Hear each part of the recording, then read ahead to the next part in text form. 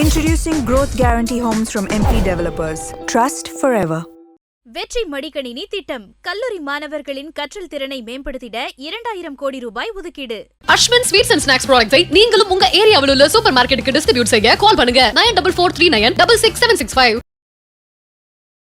IBC Tamil நேயர்களுக்கு வணக்கம். இன்னைக்கு நம்மளோட ஆராய்ச்சியாளர் வெங்கடேஸ்வரன் நினைச்சிருக்கார். வணக்கம் சார். வணக்கம் சார். லாஸ்ட் டைம் நம்ம வந்து எல்னினோ பற்றி டிஸ்கஸ் பண்ணியிருந்தோம் சார். அப்போ நம்ம டிஸ்கஸ் பண்ணுறப்ப எல்னினோ வந்து ஃபார்ம் ஆகிறதுக்கான சாத்தியக்கூறுகள் அதிகமாக இருக்குங்கிற மாதிரி பேசியிருந்தோம். இப்போ வந்து எல்னினோ ஃபார்ம் ஆயிருக்கிறதா சில செய்திகள் வந்து தொடர்ந்து பார்க்க முடியுது சார். ஸோ எல்னினோ ஃபார்ம் ஆயிடுச்சா சார்? ஸோ இது இப்போ என்ன சார் நடந்துகிட்டு இருக்கு தொடர்பா?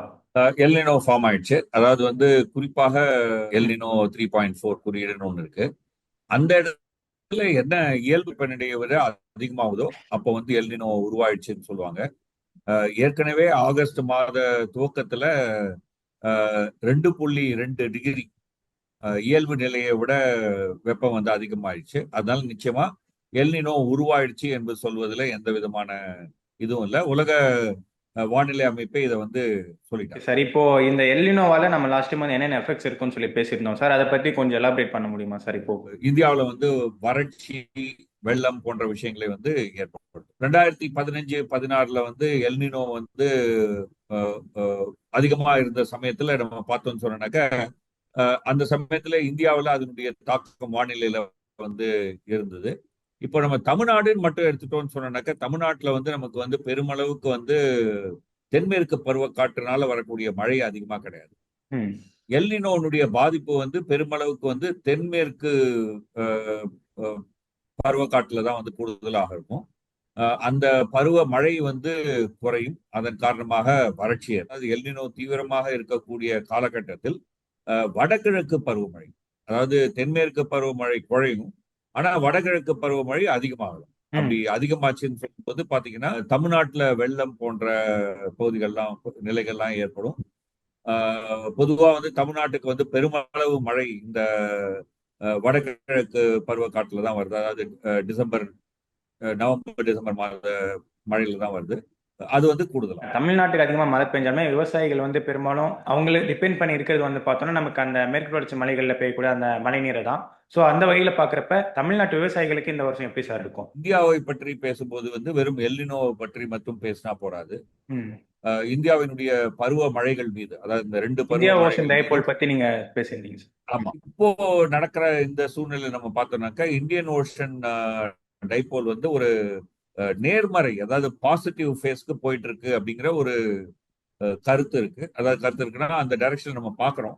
அது உண்மையிலேயே தீவிரம் அடைஞ்சு பாசிட்டிவ் ஆச்சு அப்படின்னு சொன்னாக்க எல்னினோவால ஏற்படக்கூடிய பாதிப்பு இருக்காது. இந்த ஆண்டு வந்து ஒரு சூப்பர் எல்னினோ. இந்த இந்தியன் ஓஷன் டைபோல் இல்ல அப்படின்னு சொன்னீங்கன்னா, அதாவது ஏற்படாம ஒரு சூழ்நிலை ஏற்பட்டதுன்னு சொன்னா, இந்த ஆண்டு நவம்பர் டிசம்பர் மாதத்துல கூடுதலான மழை தமிழகத்திலும், அடுத்த ஜூன் மாதத்துல, அதாவது 2027 ஜூன் மாதத்துல ஏற்படக்கூடிய பருவமழை வந்து வறட்சியாகவும் மாறக்கூடிய வாய்ப்பு. ஆனா இப்போ வந்து இந்த இந்தியன் ஓஷன் டைபோல் வந்து நேர்மறையா போகுது. இது வந்து ஒரு காம்பன்சேஷன், அதாவது இதற்கு வந்து ஒரு பதிலீடாக இது வந்து செயல்படும். அதன் காரணமாக இயல்பு நிலை தான் இருக்கும் என்கின்ற ஒரு கருத்து. இந்தியாவின் மீது இந்த சூப்பர் எல்னினோனுடைய பாதிப்பு தீவிரமாக இருக்காது என்று ஒரு கருத்து. சரி, ஆனா அதை வந்து உறுதிப்படுத்துவதற்கு இன்னும் கொஞ்சம் காலமாகும். அதாவது அந்த இந்தியன் ஓஷன் டைபோல் வந்து எப்படி டெவலப் ஆகுது என்பதை பொறுத்து இருக்கு. அது இன்னும் நமக்கு தெளிவா. இதை தாண்டி சார், இந்த மாதிரி எல்னினோ காலங்களில் இங்க நமக்கு வடகிழக்கு பருவமழை பெய்யக்கூடிய அந்த நேரங்கள் வந்து பார்த்தோம்னா புயல்கள் அதிகமாக உருவாவதற்கான சாத்தியக்கூறுகள் இருக்கா சார்? மக்கள் அதுக்கு எப்படி சார் வந்து ப்ரிப்பேர் ஆகக்கூடிய ஒரு தேவை இருக்கும்? எல்னினோ காலங்களில் வந்து புயல் தீவிரமாகவும் வலிமையாகவும் வருவதற்கு வந்து வாய்ப்புகள் இருக்கு. ஏன்னா வடகிழக்கு பருவமழை காலகட்டத்தில் தான் அதனுடைய தாக்கம் அதிகமா இருக்கும்னு நம்ம சொன்னோம் இல்லையா?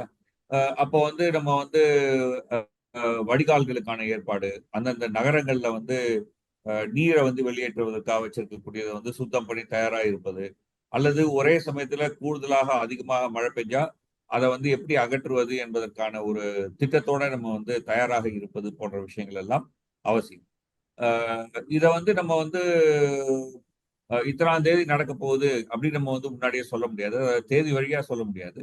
பட் ஆனா இந்த ஆண்டு கொஞ்சம் அதை பற்றி நம்ம ஒரு விழிப்புணர்வோடு இருப்பது வந்து பயனுள்ளதாக. Okay sir. இதை தாண்டி நமக்கு இப்போ டெல்டா ரீஜன்ல வந்து பார்த்தோம்னா அங்க இருக்கக்கூடியவங்களுக்கு வந்து இப்ப மேட்டூர் அணை அந்த ஒரு விவகாரத்தினால பெரியளவுல விவசாயம் வந்து அவங்களுக்கு இந்த குறுவை சாகுபடி வந்து பண்ண முடியல சார். அடுத்து இப்ப நமக்கு நவம்பர் வாக்குல வந்து தமிழ்நாட்டுல அதிகமா மழை பெய்யும் அப்படின்னு சொல்லி சொல்றப்ப அந்த ஏரியால நமக்கு வந்து மழை பெய்யறதுக்கான சாத்தியக்கூறுகள் இருக்குமா சார்? விவசாயத்தை நமக்கு கை கொடுக்கும். எல்னினோ ஆண்டுல வந்து வடகிழக்கு பருவமழை வந்து கூடுதலாக இருக்கும். ஸோ அப்படி நம்ம எதிர்பார்த்தோம்னு சொன்னா இந்த வருகின்ற நவம்பர் டிசம்பர் மாத மழை வந்து கனமாக இருக்கும் அப்படின்னு நம்ம வந்து எதிர்பார்க்கலாம். ஆனா இதன் மீது நான் ஏற்கனவே சொன்ன மாதிரி வந்து இந்தியன் ஓஷன் டைபோலினுடைய தாக்கம் இருக்கும். ஸோ அந்த தாக்கம் எவ்வளவு தூரம் பாதிப்பை, அதாவது எவ்வளவு தூரம் மட்டுப்படுத்துது, சூப்பர் எல்னினோ வந்து மட்டுப்படுத்துது என்பதை பொறுத்து அமையும். இப்போ இருக்கிற அளவுல பார்த்தோம்னு சொன்னாக்க டெல்டா பகுதியில வந்து உறுதியாக இதை வந்து நம்ம கூற முடியாது. இந்த இந்திய பெருங்கடல் இருமுனை நிலை, அதாவது இந்தியன் ஓஷன் டைபோல் வந்து என்ன ஆகுது என்பதை பொறுத்து தான் நம்ம வந்து சொல்ல முடியும். Okay sir. இதை தாண்டி குடிநீர் தேவைகளுக்கான தண்ணீர்லாம் நமக்கு எப்படி சார் இருக்கும்? அது தேவையை பூர்த்தி செய்யக்கூடிய வகையில் இருக்குமா, இல்லை நமக்கு குடிநீருக்கும் தட்டுப்பாடு ஏற்படுறதுக்கான சாத்தியக்கூறுகள் இருக்கா சார்? நம்ம வந்து பெரும்பாலான நகரங்கள் எடுத்துட்டீங்கன்னு சொன்னாக்கா, நகரங்கள்ல வந்து நம்ம நீர்த்தேக்கம் மூலமாக தான் குடிநீர் எடுக்கிறோம். இப்போ சென்னை எடுத்துட்டோம்னா சென்னையை சுற்றி இருக்கக்கூடிய நீர்த்தேக்கங்கள் இருந்தால் நம்ம வந்து எடுக்கிறோம். ஸோ இந்த பகுதியில் வந்து மழை வரத்து குறைவாக இருந்தால் அதில் இருக்கக்கூடிய நீர் பிடிப்பும் வந்து குறைவாக இருக்கும். அஃப்கோர்ஸ் நிலத்தடியிலேருந்தும் எடுக்கிறோம். அந்த நிலத்தடியிலேருந்து எடுக்கிறது வந்து அவ்வளவு சுற்றுச்சூழல் பார்வையிலிருந்து இது இல்லைனாலும் வந்து வேற வழி இல்லைன்னு சொல்லி இன்றைக்கு எடுக்கப்படுகிறது. ஆனாலுமே வந்து சர்ஃபேஸ் வாட்டர், அதாவது நிலத்தில் நம்ம சேகரித்து வைக்கக்கூடிய, அதான் வந்து முக்கியமான ஒரு விஷயம். இந்த ஆண்டு அப்படி ஒரு பெரிய தட்டுப்பாடு ஏற்படக்கூடிய அளவிற்கு செல்லும் என்று இன்றைக்கு இருக்கக்கூடிய நிலை நமக்கு சொல்ல. அதாவது சூப்பர் எல்னினோவா இருந்தா நிச்சயமாக நம்ம வந்து ஒரு வறட்சியான ஆண்டாக போவதற்கான வாய்ப்பு இருக்கு. முன்கூட்டியே தயார் நிலைக்கு வரணும். நம்ம வந்து ஒரு ரொம்ப ரொம்ப என்ன சொல்லலாம், ஒரு அச்சத்தோட கவலைப்படலாம். ஆனால் சூப்பர் எல்னினோ என்பது உறுதிதான். ஆனா அதே சமயம் வந்து இந்தியன் ஓஷன் டைபோலும் வந்து ஒரு நேர்மறை நிலைக்கு, அதாவது சூப்பர் எல்னினோனுடைய பாதிப்பை குறைக்கக்கூடிய ஒரு நிலைக்கு சென்று கொண்டிருக்கிறது. இன்னும் அடுத்த 1-2 மாதங்கள் இதை பற்றி நமக்கு இன்னும் தெளிவாக தெரியும். அந்த தெளிவாக தெரியக்கூடிய சமயத்துல அடுத்த ஒரு 6-7 மாதங்களுக்கான ஒரு முன்கூட்டி கணிப்பை வந்து இன்னும் கொஞ்சம் சரியா நம்மளால செய்ய முடியும். Okay sir. நீங்க 2015 வந்து எல்னினோ ஆண்டு அப்படின்னு சொல்லிட்டு முன்னாடி குறிப்பிட்டிருந்தீங்க சார். ஸோ இந்த வருஷமும் வந்து அப்போ சென்னைக்கு வந்து பார்த்தோன்னா மிக அதிகமான மழைப்பொழிவு இருந்தது. பெரும்பாலான இடங்கள் வந்து பார்த்தோன்னா வெள்ளத்தில் வந்து மூழ்கிய ஒரு நிலை வந்து நம்ம பார்த்தோம். இப்போ இந்த வருஷமும் ஒரு எல்னினோ ஆண்டா இருக்கு. ஸோ இது எந்த அளவுக்கு ஒரு எக்ஸ்ட்ரீமான எல்னினோவா இருக்கு சார்? இதை தாண்டி சென்னைக்கு வந்து இதனால எந்த மாதிரியான பாதிப்புகள் ஏற்படுவதற்கான சாத்தியக்கூறுகள் இருக்கு சார்? கடந்த முறை ஏற்பட்ட எல்னினோல பாத்தீங்கன்னாக்கா அதிகபட்ச வெப்பநிலை வந்து அதாவது இயல்பை விட வந்து நீங்க கூடுதலா எவ்வளவு போச்சு அப்படின்னு சொல்லி பாத்தீங்கன்னாக்கா 2.4 2.5 வரைக்கும் போச்சு. இப்பவே வந்து அந்த எல்னினோ குறியீட்டு பகுதியில வந்து வெப்பநிலை 2.1 எட்டிடுச்சு. ஸோ அப்போ வந்து இதை தாண்டிடும். அதாவது 2015-16 ஆண்டுல இருந்த நிலையை தாண்டி ஒரு நிலை ஏற்படும் என்பதுல சந்தேகமே இல்லை. அதுல சந்தேகமே இல்லை. அதே சமயம் வந்து 2015-16 இந்த தடவையும் திருப்பி வருமா அப்படின்னு கேட்டீங்கன்னா, அதுக்கு வந்து நமக்கு பதில் அளிப்பதற்கு இந்தியன் ஓஷன் டைபோல நம்ம கவனிக்கணும். அந்த இந்தியன் ஓஷன் டைபோல் வந்து எந்த வானிலை நிலைக்கு அது வந்து தன்னை நகர்த்தி கொள்கிறது என்பதை நம்ம வந்து பார்க்கணும். இப்போதைக்கு கிடைக்கிற தகவல்களை வைத்து பார்க்கும்போது அது வந்து ஒரு நேர்மறை பாசிட்டிவ் டைரக்ஷன்ல போயிட்டு இருக்கு. பாசிட்டிவ் டைரக்ஷன்னா நம்ம வந்து கொஞ்சம் என்னன்னு சொல்ல ஆசுவாசப்படுத்திக்கலாம். அவ்வளவு கடும் பாதிப்பு இருக்காது. பாசிட்டிவ் டைரக்ஷன்ல போல, ஆனா பாசிட்டிவ் டைரக்ஷன்ல போனது வந்து சில மாதங்கள் தான் நீடிக்குது. குறிப்பாக நீங்க வந்து நமக்கு அந்த வடமேற்கு பருவமழை பெய்கின்ற காலகட்டத்துல அது வீக்கன் ஆயிடுச்சு, அதனுடைய வலு இழந்துருச்சு அப்படின்னு சொன்னீங்கன்னா பாதிப்பு அதிகம். இப்போதைக்கு இருக்கிற எதிர்பார்ப்புல வந்து 2015-16 மாதிரியான ஒரு கடும் விளைவை நம்ம வந்து எதிர்பார்க்கல. ஏன்னா இந்த இந்தியன் ஓஷன் டைபோல் காரணம். அதான் சார். இந்தியன் ஓஷன் டைபோல் பத்தி நம்ம வந்து தொடர்ந்து இந்த இன்டர்வியூல பேசிட்டு இருக்கோம் சார். இப்ப புதுசா இந்த வீடியோ பார்க்கக்கூடியவங்களுக்கு அப்படின்னா என்னன்னு சொல்லிட்டு புரியாம போறதுக்கான ஒரு வாய்ப்பு இருக்கு சார். அவங்களுக்காக அதை நம்ம கொஞ்சம் எளிமையா சுருக்கமா விளக்கணும்னா கொஞ்சம் ஹெல்ப்ஃபுல்லா இருக்கும் சார். இப்போ நம்ம வந்து ஒரு உலக வரைபடத்தை வந்து கற்பனை செஞ்சு பாருங்க. அந்த உலக வரைபடத்துல வந்து பொதுவா நீங்க பாத்தீங்கன்னாக்க நடுவுல வந்து ஆப்பிரிக்கா கண்டம் இருக்கும். அதுக்கப்புறம் வந்து ஒரு பக்கம் வந்து ஐரோப்பா, அமெரிக்கா, இன்னொரு பக்கம் வந்து ஆசியாவில் இந்தியாவினுடைய பகுதி, தென் அது மாதிரி அப்படி கணக்கு. இந்தியாவை நடுவுல வச்சு ஒரு உலக வரைபடத்தை யோசிச்சு பாருங்க. இந்தியாவில் நடுவுல வச்சு நான் உலக வரைபடத்தை யோசிச்சு பார்க்கும்போது இந்தியாவை சுத்தி இந்திய பெருங்கடல். இப்ப என் மூஞ்சிதான் இந்தியா அப்படின்னு வச்சீங்கன்னா அதை சுத்தி நீங்க வந்து இந்திய பெருங்கடல். ஸோ இந்த பக்கத்துல பாத்தீங்கன்னா ஆப்பிரிக்கா இருக்கு. ம். இந்த பக்கத்துல பாத்தீங்கன்னா இந்தோனேஷியா. ம்.